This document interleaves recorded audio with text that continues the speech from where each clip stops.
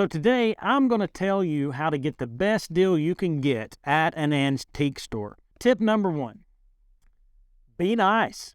I know, right? Brainstorming idea of the century, but even us antique store owners and us antique store dealers really appreciate our customers who are nice.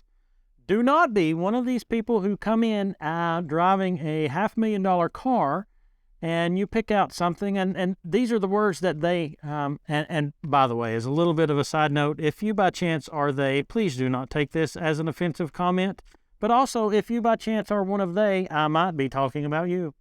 But anyway, so certain people will come into my store and they'll say things like, hey, I know how this works. I know that you're marking these things up way more than you've paid for them. I know this piece of, priceless furniture is priced at $3,500. I'll give you $750 cash, no tax. And you're going to take it. And then my first reaction, I guess, as an antique store dealer is to crawl behind the cabinet and just start crying. No, I'm just kidding. What really happens is my neck and ears turn red and it goes downhill from there. I am who I am. I don't really mean to be that way. It's just kind of the way that I was made. But in all seriousness, my vendors work really hard for this store and things are hard to find. So we have to pay a lot of money to get them just to offer them to you, our customers. So we don't really have a lot of markup on them. Some things we can mark up more than others, but some things we can't. So throwing lowball offers, at a dealer in a retail setting is rarely going to get you ahead. But what will get you ahead is a little bit of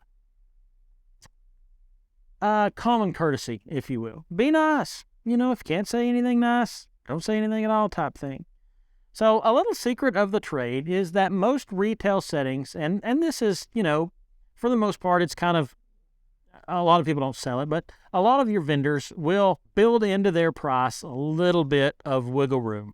I have some vendors, as you know, probably if you are a customer of mine, I have some vendors that will allow a 10% discount over a certain amount. I have some vendors that don't allow any because there's not much room. I have some vendors that might allow a little bit more depending on what it is.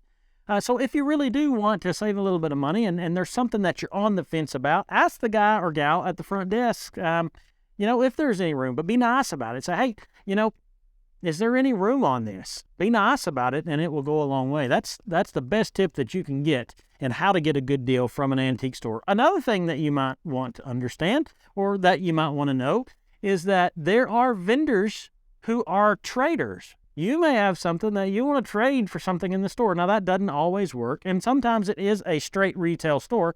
But in my store, here at the Back Porch Antiques in Greenville, Tennessee, my vendors are resellers. I myself am a reseller. I also have things, obviously, in the store that I sell, and there are times that you may have something that you don't necessarily want anymore, and we might be able to do some trading because I have to source items.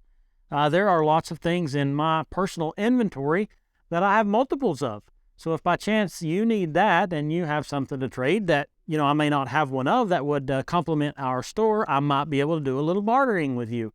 And you can come out, in a really good situation like that.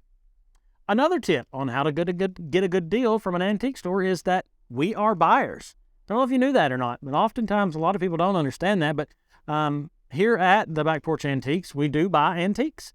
I've bought out entire estates. We'll buy individual pieces.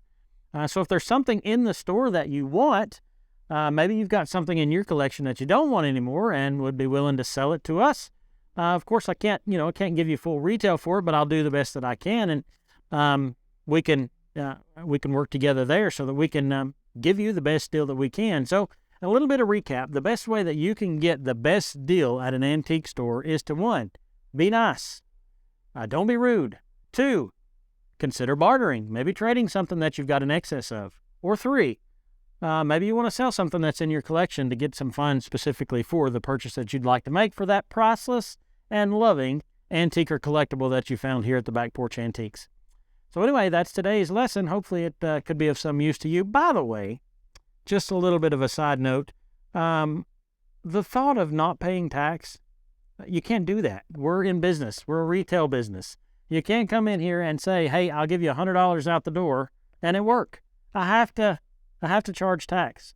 So don't try that. It doesn't work. It just makes everybody mad. And if I were to do that, the government would come to me and say, hey, you've got to go to jail now. And I don't want to go to jail as much as I like you. But anyway, so those are 3 facts that may help you save money at an antique store. And I will see you next time.